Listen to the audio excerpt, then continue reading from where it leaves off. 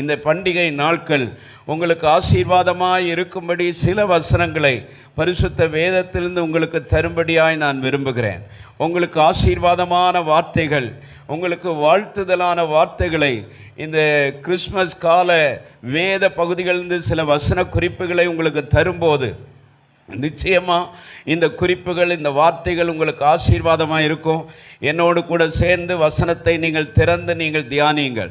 கொஞ்சம் திறந்த உள்ளத்தோடு இந்த வசனங்களை நாம் தியானிக்கும் போது நிச்சயமாக இந்த குறிப்புகள் நமக்கு ஆசீர்வாதமாக இருக்கும். உங்களுக்கு ஆசீர்வாதமாகத்தான் இந்த வசனங்களை, இந்த வார்த்தைகளை தேவாதி தேவன் நமக்கு தருக. எத்தனை பேர் ஏற்றுக்கொள்ள ஆயத்தமாக இருக்கிறீங்க? முதலாவது, இந்த நாட்களிலே தேவ சந்திப்புகள் உங்களுக்கு கிடைக்கும். சத்தமாக சொல்லுங்க பார்ப்போம்.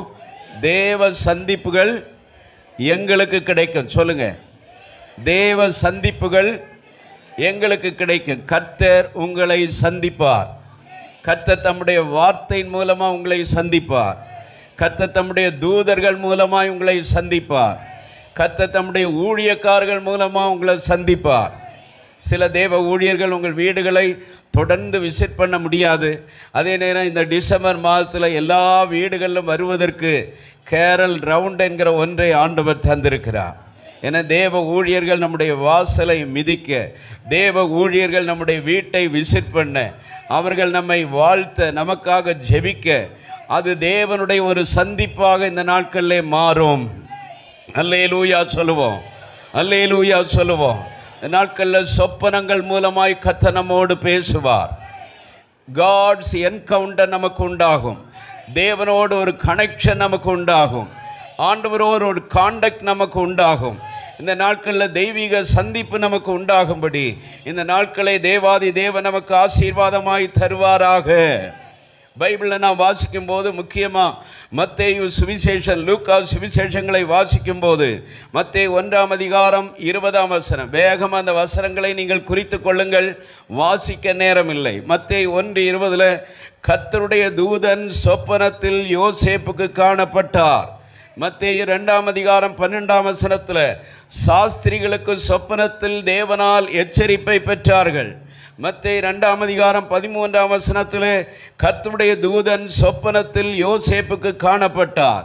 மீண்டும் மத்தேயு 2ஆம் அதிகாரம் 19ஆம் வசனத்தில் எகிப்திலே யோசேப்புக்கு மறுபடியும் கர்த்தருடைய தூதன் சொப்பனத்தில் தரிசனமானார். தேவனுடைய சந்திப்பு தேவ பிள்ளைகளுக்கு, கர்த்தரை நம்பி இருக்கிற பிள்ளைகளுக்கு உண்டாயிற்று என்பதை வசனம் மிக தெளிவாய் சொல்லுகிறது. யோசேப்பை தேவதூதன் சந்தித்தது போல, சாஸ்திரிகளை தேவதூதன் சந்தித்தது போல, இன்னும் லூக்கா சுவிசேஷத்தில் நாம் வாசிப்போமானால் லூக்கா 1ஆம் அதிகாரம் 11ஆம் வசனம், கர்த்தருடைய தூதன் சகரியாவுக்கு தரிசனமானார். சகரியாவே பயப்படாதே, உன் வேண்டுதல் கேட்கப்பட்டது. அவனுடைய ஜெபத்தை தேவதூதன் அங்கீகரித்தார். லூக்கா 1ஆம் அதிகாரம் 26ஆம் வசனம், காபிரியேல் தூதன் மரியாளிடம் அனுப்பப்பட்டு அந்த தூதன் மூலமாக மரியாளுக்கு தேவனுடைய வார்த்தை உண்டாயிற்று.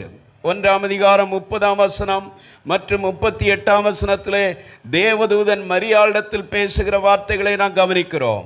இன்னும் லூக்கா 2ஆம் அதிகாரம் 9ஆம் வசனத்திலே கர்த்தருடைய தூதன் மேய்ப்பர்களை சந்தித்தான். ராத்திரியிலே வயல்வெளியில் தங்கி தங்கள் மந்தை காத்து கொண்டிருந்த மேய்ப்பர்களுக்கு தேவதூதன் தரிசனம் கொடுத்து, பயப்படாதிருங்கள், நல்ல செய்தியை உங்களுக்கு அறிவிக்கிறேன். இன்றைக்கு கர்த்தராயிருக்கிற இயேசு கிறிஸ்துவின் இரட்சகர் உங்களுக்கு தாவீதின் ஊரிலே மேய்ப்பர்கள் அந்த செய்தியை கேட்டு சந்தோஷமடைந்தார்கள். லூக்கா 2ஆம் அதிகாரம் 27ஆம் வசனம், சிமியோனுக்கு ஆவியின் ஏவுதல் உண்டாயிற்று. லூக்கா 2ஆம் அதிகாரம் 34ஆம் வசனம், சிமியோன் மூலமாக மரியாளுக்கு கர்த்தருடைய வார்த்தை உண்டாயிற்று. 2ஆம் அதிகாரம் 37ஆம் வசனம், அன்னாள் மூலம் கர்த்தருடைய வார்த்தை அவளிடத்தில் வந்த எல்லாருக்கும் உண்டாயிற்று. லூக்கா 2:46 தேவாலயத்தில் போதகர் நடுவில் இயேசு போதகம் பண்ணும்போது அவர்களுக்கு தேவனுடைய வார்த்தை உண்டாயிற்று. லூக்கா 3ஆம் அதிகாரம் 2ஆம் வசனத்தில் யோவான் சாணனுக்கு கர்த்தருடைய வார்த்தை உண்டாயிற்று. வாசி கேட்ட இந்த சம்பவத்தில், இந்த வசனங்களில் ஏறக்குறைய 10 நபர்களுக்கு ஏறக்குறைய 15 முறை தேவதூதன் தரிசனம் கொடுத்து கர்த்தர் பேசி சொப்பனத்திலே நேரடியாக தரிசனத்தின் மூலமாக அவர்களோடு பேசி உணர்த்தினது உண்மை என்றால், இந்த பண்டிகை நாட்களில் நிச்சயமாகவே ஒரு தேவ சந்திப்பு நமக்கு உண்டாகும். எத்தனை பேர் விசுவாசிக்கிறீர்கள்? கர்த்தர் உங்களை சந்திப்பார், தூதர்களை அனுப்பி உங்களை சந்திப்பார், ஊழியர்கள் மூலமாக சந்திப்பார், தேவ வார்த்தை உங்களுக்கு கிடைக்கும். அதன் மூலமாக உங்களுக்கு ஒரு பலன் கிடைக்கும், அதன் மூலமாக உங்கள் பயம் மாறும், அதன் மூலமாக உங்களுடைய வேண்டுதல் கேட்கப்படும். கர்த்தர் இந்த நாட்களில் தம்முடைய தூதர்களை அனுப்பி உங்களை சந்திக்கிற நாட்களை நீங்கள் எதிர்பாருங்கள். நீங்கள் உண்மையாக ஜெபம் பண்ணால் நிச்சயமாகவே இந்த மாதத்தில் ஒரு தேவ சந்திப்பு உங்களுக்கு உண்டாகும். நிச்சயமாக ஒரு தேவ வார்த்தை உங்களுக்கு கிடைக்கும். அல்லேலூயா, அல்லேலூயா. யாரையாவது கர்த்தர் அனுப்புவார். ஒன்று ஊழியர்களை அனுப்புவார், இல்லைன்னா தூதர்களை அனுப்புவார், இல்லைன்னா கர்த்தருடைய வார்த்தை உங்களுக்கு உண்டாகும். அதன் மூலமாக ஒரு பலன் கிடைக்கும், அதன் மூலமாக ஒரு தெய்வீக வழிநடத்துதல் நமக்கு உண்டாகும், அதன் மூலமாக ஒரு உற்சாகம் நமக்கு உண்டாகும். நம்முடைய இருளெல்லாம் மாறி நமக்கு வெளிச்சம் பிறக்கிற நாட்களாக இந்த நாட்களை தேவாதி தேவன் நமக்கு மாற்றி தருவாராக. அல்லேலூயா சொல்லுவோம், அல்லேலூயா சொல்லுவோம். ஆண்டவரே, உம்முடைய வார்த்தை எனக்கு கிடைப்பதாக. ஆண்டவரே, உம்முடைய தூதனை அனுப்பி என்னை சந்திப்பீராக. ஆண்டவரே, உம்முடைய ஊழியர்கள் மூலமா உம்முடைய வார்த்தை எனக்கு கிடைப்பதாக. வாஞ்சிக்கிற ஏங்குகிற பிள்ளைகளுக்கு கர்த்தர் இதை தரும்படியாக நாங்கள் ஜெபிக்கிறோம். இரண்டாவதாக, உங்களுக்கு மிகுந்த ஆனந்த சந்தோஷம் உண்டாகும். இதெல்லாம் இயேசுவின் பிறப்போடுள்ள தொடர்பில் நான் தியானித்த எனக்கு ஆண்டவர் தந்த வார்த்தைகள். இது உங்களுக்கு தெரியாத வார்த்தைகள் அல்ல, அதே நேரம் நான் அதை வரிசைப்படுத்தி இருக்கிறேன், அவ்வளோதான். என்ன வரிசைப்படுத்தி உங்களுக்கு சொல்லுங்கள். முதலாவது, தேவ சந்திப்பு உங்களுக்கு உண்டாகும். இரண்டாவது, உங்கள் வாழ்க்கையில் ஒரு மிகுந்த சந்தோஷம் உண்டாகும். எத்தனை பேர் விரும்புகிறீங்க இந்த மாதத்தில் இந்த நாட்களில் ஒரு பெரிய சந்தோஷம் என் வாழ்க்கையில் உண்டாக வேண்டும்? கேக்கு சாப்பிட்றதுனால கிடைக்கிற சந்தோஷம் அல்ல, புது ட்ரெஸ் அணிவதனால் கிடைக்கிற சந்தோஷம் அல்ல, என்ன ஸ்டார் தொங்க விடுகிற ஸ்டாரை நாம் பார்த்து அலங்காரங்களை பார்த்து நம்முடைய முகத்தில் நம்முடைய சரீரத்தில் உண்டாகிற ஒரு மகிழ்ச்சி அல்ல, மாறாக உள்ளான ஒரு களி கூறுதலை தேவன் உங்களுக்கு தருவார். ஆண்டவர் தருகிற ஜாய் என்கிற சந்தோஷம், ஒரு களி கூறுதலை தேவாதி தேவன் உங்களுக்கு தருவார். அல்லேலூயா சொல்லுவோம். லூக்கா 2ஆம் அதிகாரம் 10ஆம் வசனத்திலே நாம் வாசிக்கிறோம். மத்தேயு 2ஆம் அதிகாரம் 10ஆம் வசனத்திலே வாசிக்கிறோம். தேவதூதன் மேய்ப்பர்களை சந்தித்து பேசும்போது, இதோ எல்லா ஜனங்களுக்கும் மிகுந்த சந்தோஷத்தை உண்டாக்குகிற நற்செய்தியை நான் உங்களுக்கு அறிவிக்கிறேன். அதுவரைக்கும் சந்தோஷத்தின் செய்தியை கேள்விப்படாத மேய்ப்பர்களுக்கு, அதுவரைக்கும் இருளிலே அடிமைத்தனத்திலே வறுமையிலே இருந்த மேய்ப்பர்களுக்கு ஒரு சந்தோஷமான செய்தி கிடைத்தது என்றால், இந்த நாட்களில் கர்த்தர் நமக்கும் தம்முடைய செய்தியை தருவார். அல்லேலூயா. சந்தோஷம் உண்டாகும். பக்கத்தில் பார்த்து சொல்லுங்க, இந்த மாதம் ஒரு பெரிய சந்தோஷத்தை கர்த்தர் உங்களுக்கு தரப்போகிறார். அல்லேலூயா சொல்லுவோம். நீதிமான்களின் கூடாரத்திலே ரட்சிப்பின் கம்பீர சத்தம் உண்டு. அல்லேலூயா. ஒரு பெரிய சந்தோஷத்தை எத்தனை பேர் விரும்புகிறீங்க? எத்தனை பேர் எதிர்பார்க்கிறீங்க? எத்தனை பேர் அதை கர்த்தர் தருவார் என்று விசுவாசிக்கிறீர்கள்? ஒரு பெரிய சந்தோஷம், ஒரு பெரிய சந்தோஷம், இதுவரைக்கும் நீங்கள் பார்த்திராத ஒரு சந்தோஷம். கர்த்தர் உங்களுக்கு ஒரு அற்புதம் செய்வதனால ஒரு பெரிய சந்தோஷத்தை இந்த நாட்களில் நீங்கள் பெற்றுக்கொள்வீர்கள். அவர்கள் அந்த நட்சத்திரத்தை கண்டபோது மிகுந்த ஆனந்த சந்தோஷம். வசனத்தை சேர்ந்து சொல்ல, அவர்கள் அந்த நட்சத்திரத்தை கண்டபோது மிகுந்த ஆனந்த சந்தோஷம். இந்த வருஷத்தில் நிறைய சந்தோஷ சந்தர்ப்பங்கள் நமக்கு கிடைத்திருக்கலாம், நிறைய மகிழ்ச்சியான தருணங்கள் நமக்கு கிடைத்திருக்கலாம். ஆனால் இந்த ஆண்டில், இந்த பண்டிகை நாளில் ஒரு மிகுந்த ஆனந்த சந்தோஷத்தை, ஒரு மகா பெரிய சந்தோஷத்தை நீங்கள் பெற்றுக்கொள்ளப் போகிறீர்கள். கர்த்தர் நிச்சயமாகவே அதை உங்களுக்கு தரப்போகிறார். அல்லேலூயா. ஏசாயா 35:10 மற்றும் ஏசாயா 51:11 நான் வாசிக்கும்போது, நீங்கள் சந்தோஷமும் மகிழ்ச்சியும் அடைவீர்கள், சஞ்சலமும் தவிப்பும் ஓடி போகும். அல்லேலூயா சொல்லுங்க. சந்தோஷம், அந்த மகிழ்ச்சி உண்டாகும், சஞ்சலம் தவிப்பு எல்லாம் என்ன செய்யும்? ஒரு நிறைவான சந்தோஷத்தை இந்த நாட்களில் பெற்றுக்கொள்ள தேவன் நமக்கு உதவி செய்வார். தற்காலிக சந்தோஷம் அல்ல, ஒரு நிரந்தரமான நிலைத்திருக்கிற ஒரு சந்தோஷத்தை தேவாதி தேவன் உங்களுக்கு தருவார். உங்கள் துக்கம் சந்தோஷமாய் மாறும். ஏனென்றால் கிறிஸ்துவின் பிறப்பை நாம் கொண்டாடி கொண்டிருக்கிறோம். மிகுந்த ஆனந்த சந்தோஷம் நமக்கு உண்டாகிறது. தேவாதி தேவன் அதை நமக்கு தருவாராக. இந்த வருஷத்தில் சில நேரம் ஒரு சந்தோஷத்துக்காக நீங்கள் ஏங்கி இருக்கலாம். என்னுடைய வாழ்க்கையில் மகிழ்ச்சி இல்லையே, சங்கடம், வருத்தம், கண்ணீர், அந்த கவலையின் சூழ்நிலைகளே காணப்படுகிறது. ஆண்டவன் கஷ்டங்களை மாற்றுவார். உங்கள் துக்கம் சந்தோஷமாக மாறும். நீங்கள் ஆனந்த களிப்படைவீர்கள். பெரிய சந்தோஷம் உங்கள் வாழ்க்கையில் உண்டாகும்படி தேவாதி தேவன் அனுக்கிரகம் பண்ணுவார். வலது கரத்தை உயர்த்தி ஆண்டவரை நாம் ஸ்தோத்திரம் பண்ணுவோமாக. ஆண்டவரை நீர் அதை தருகிறதற்காக உமக்கு நாங்கள் நன்றி செலுத்துகிறோம். நீர் அதை தருகிறதற்காக உமக்கு நாங்கள் நன்றி செலுத்துகிறோம். அடுத்ததாக உங்கள் உள்ளத்தில், உங்கள் உதடுகளில், உங்கள் மனசில் எல்லாம் ஒரு துதி நிறைந்த ஒரு சூழ்நிலையை கர்த்தர் உங்களுக்கு தருவார். ஒரு பாடலின் அனுபவங்களை கர்த்தர் உங்களுக்கு தருவார். மகிழ்ச்சியோடு பாடி கர்த்தரை துதிக்கிற கிருபைகளை கர்த்தர் உங்களுக்கு தருவார். நான் அந்த சொல்கிற வசனங்கள் எல்லாமே மத்தேயு சுவிசேஷத்திலும் லூக்கா சுவிசேஷங்களிலும் இருக்கிறது. நீங்கள் இயேசுவின் பிறப்பை தியானிப்பீர்கள் என்றால் ஒவ்வொரு குழுவும், ஒவ்வொரு கூட்டமும், ஒவ்வொரு தனிநபர்களும் ஆண்டவரை பாடினார்கள், துதித்தார்கள். பூமியிலேயும் துதித்தார்கள், பரலோகத்திலும் துதித்தார்கள். மனிதர்களும் துதித்தார்கள், தேவதூதர்களும் துதித்தார்கள், சாஸ்திரிகளும் பணிந்தார்கள், மேய்ப்பர்களும் துதித்தார்கள். இந்த ஒரு ஆனந்த பரவசமான ஒரு சூழ்நிலையை நாம் பார்க்கிறோம். இந்த நாட்களில் நம்முடைய உள்ளத்தை தேவன் துதியினால் நிரப்புவாராக. ஆமென், ஆமென். நம்முடைய மனதை ஆண்டவர் துதியினால் நிரப்புவாராக. நம்முடைய இருதயத்தை ஆண்டவர் துதியினால் நிரப்புவாராக. துதி நிறைந்த ஒரு உள்ளத்தை தேவாதி தேவன் நமக்கு தருவார். லூக்கா 1ஆம் அதிகாரத்தில் மரியாளின் துதிப்பாடலை நாம் கவனிக்கிறோம். லூக்கா 1:46 முதல் 55 வரை உள்ள வசனங்களில், என் ஆத்துமா, சொல்லுங்க, என் ஆத்துமா கர்த்தரை மகிமைப்படுத்துகிறது, என் ஆவி இரட்சகராகிய தேவனில் களி கூறுகிறது. அந்த களி கூறுதலை, அந்த மகிழ்ச்சியை, தேவனை மகிமைப்படுத்துகிற ஒரு இருதயத்தை கர்த்தர் நமக்கு தருவார். சகரியா லூக்கா 1ஆம் அதிகாரம் 64 மற்றும் 68 வசனங்களில் அவன் தேவனை ஸ்தோத்தரித்து மகிமைப்படுத்தினான் என்று நாம் வாசிக்கிறோம். லூக்கா 2ஆம் அதிகாரம் 12, 13, 14 வசனங்களில் வானத்தில் தேவதூதர்கள் பாடி கர்த்தரை மகிமைப்படுத்தின. பரமசேனையின் திரள் அந்த தூதனுடனே தோன்றி சொல்லுவோம், உன்னதத்தில் இருக்கிற தேவனுக்கு மகிமையும், பூமியிலே சமாதானமும், மனுஷர் மேல் பிரியம் உண்டாவதாக என்று சொல்லி தேவனை துதித்து மகிமைப்படுத்தினார்கள். உன்னதத்தில் மகிமை உண்டாவதாக, பூமியில மகிழ்ச்சி உண்டாவதாக, மனிதர்கள் மேல பிரியம் உண்டாவதாக.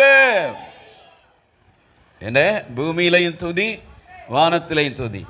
மனிதர்களும் துதித்தார்கள், தூதர்களும் துதித்தார்கள். லூக்கா 2:20 நான் வாசிக்கும் போது மேய்ப்பர்கள் சாதாரண எனது அன்றாட கூலிகள், ஒவ்வொரு நாளும் பிழைப்புக்கு அடுத்த காரியங்களில் அதை கவனித்து கொண்டு ஏதாகிலும் கிடைக்குமா என்று எதிர்பார்த்து கொண்டிருக்கிற சாதாரண மேய்ப்பர்கள், படிப்பறியாதவர்கள், ஆனால் நல்ல அழகாக கர்த்தரை பாடி துதிக்கிற தேவ பிள்ளைகள், அவர்கள் உள்ளத்தில் துதி நிறைந்த ஒரு சூழ்நிலையை கர்த்தர் தந்தார். லூக்கா 2ஆம் அதிகாரம் 37, 38 வசனங்கள், அந்நாள் கர்த்தரை பாடி புகழ்ந்து ஆராதித்தாள் என்று நாம் வாசிக்கிறோம். 84 வயதுடைய அந்த விதவை ஆலயத்தில் தங்கியிருந்து உபவாசம் பண்ணி கர்த்தரை பாடி துதித்து எருசலேமின் மீட்பு உண்டாக காத்திருக்கிற அனைவருக்கும் கர்த்தரை குறித்து, மீட்பை குறித்து, மீட்பரை குறித்து சொன்னாள் என்று நாம் வாசிக்கிறோம்.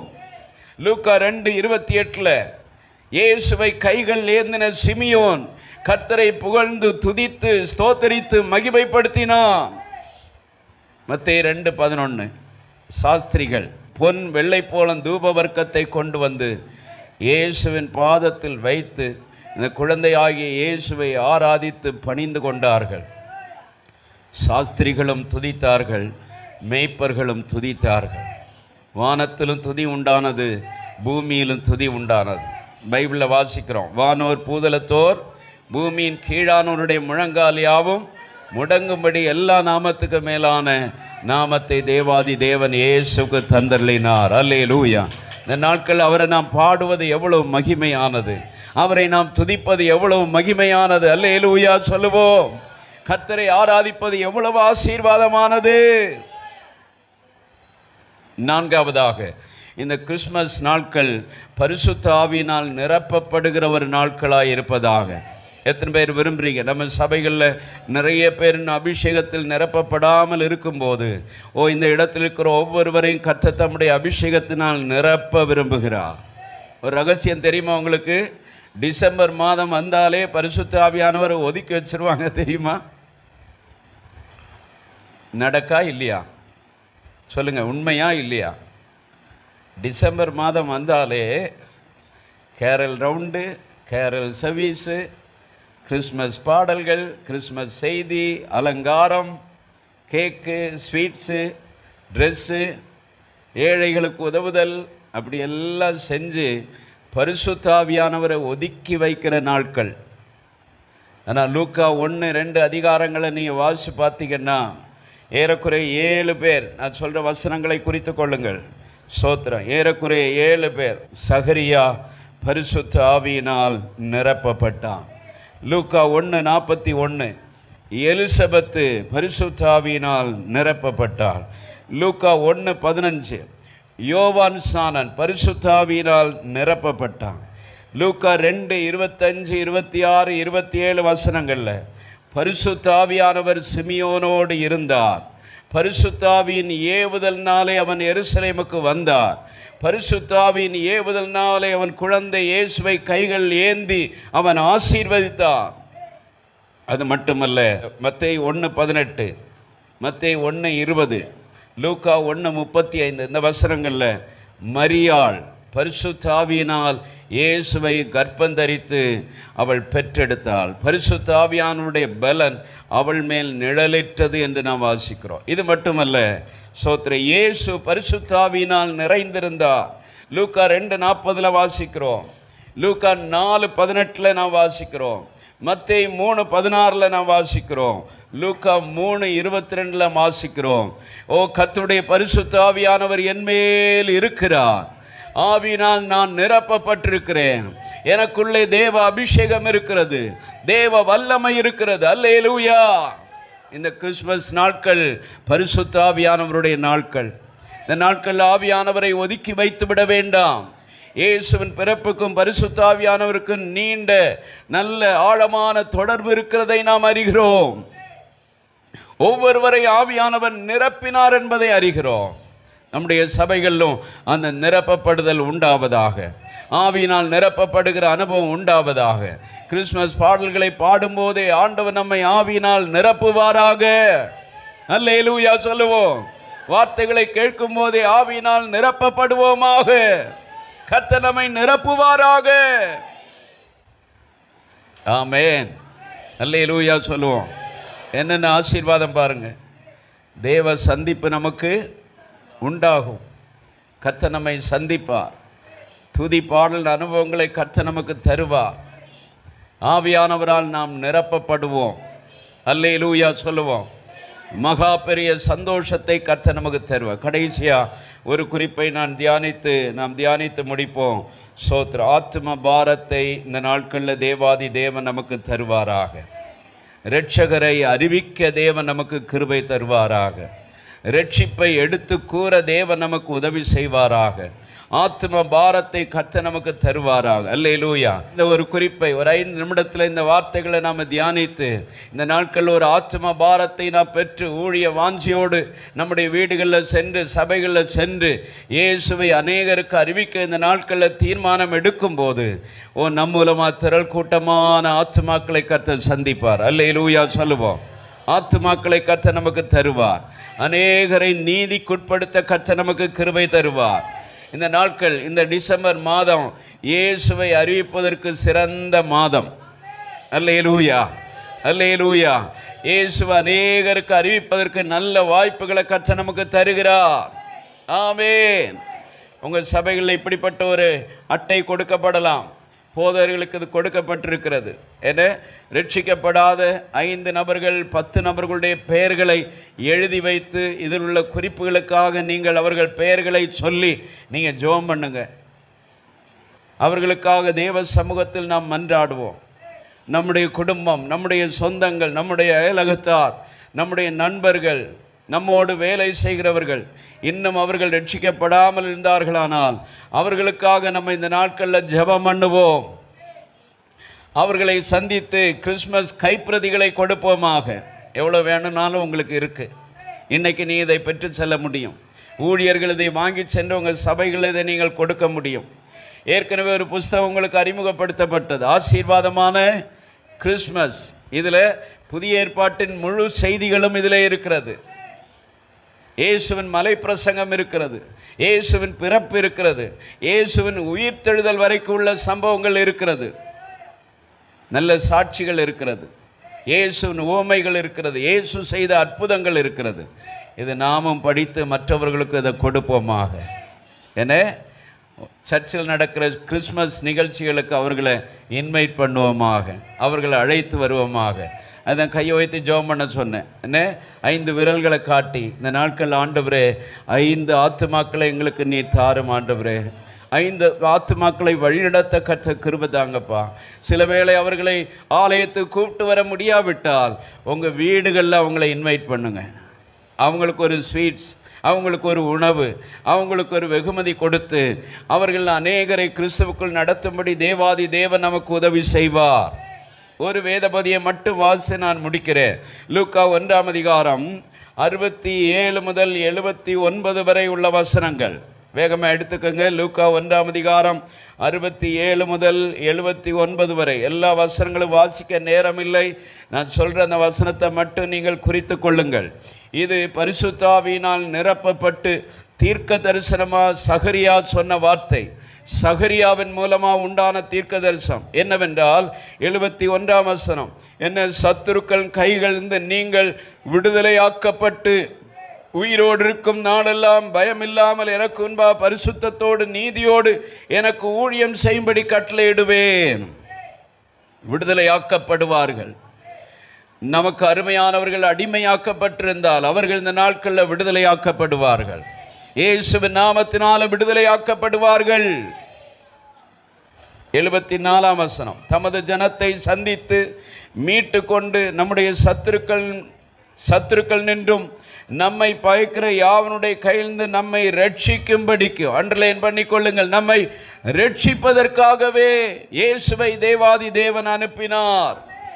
75ஆம் வசனம், தாவீதின் வம்சத்திலே நமக்கு இரட்சண்ய கொம்பை ஏற்படுத்தினார். அந்த இரட்சண்ய கொம்பு தான் இயேசு. கைகளை தட்டி ஆண்டவரை மகிமைப்படுத்துவோம். இரட்சண்ய கொம்பாகிய இயேசு, ரட்சிப்பாகிய ஆண்டவர் என்ன நம்மை இருளிலிருந்து அந்தகாரத்திலிருந்து மீட்டு வெளிச்சத்துக்கு கொண்டு வருகிற நம்முடைய இரட்சகர். 77ஆம் வசனம், நம்ம தேவனுடைய உருக்கமான இரக்கத்தினாலே அவருடைய ஜனத்துக்கு பாவ மன்னிப்பாகிய ரட்சிப்பை தெரியப்படுத்த.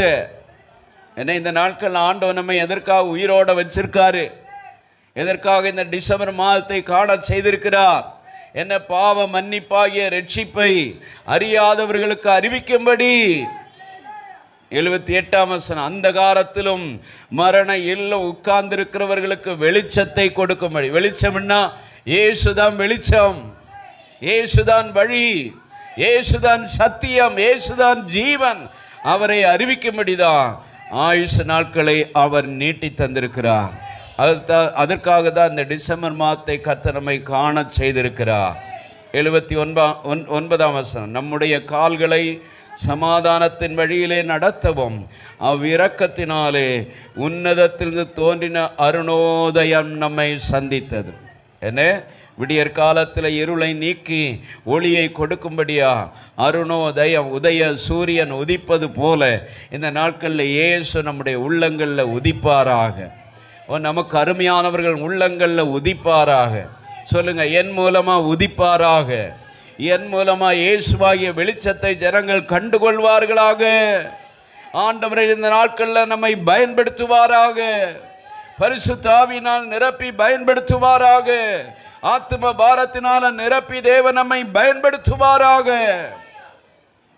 ஜெபம் பண்ணுவோம். கண்களை மூடி ஆண்டவரை நோக்கி பார்த்து நம்ம ஜெபம் பண்ணுவோமாக. முழங்கால நில்லுங்க, எழுப்பி நில்லுங்க சொல்லலை. அதே நேரம் நீங்கள் இருந்த இடத்துல உண்மையாக ஆண்டவருக்கு உங்களை அர்ப்பணித்து நீங்கள் ஜெபம் பண்ணுங்க. ஹல்லேலூயா, ஹல்லேலூயா, ஹல்லேலூயா. ஓ, இந்த நாட்களில் ஒரு தேவ சந்திப்பு நமக்கு உண்டாக வேண்டும்.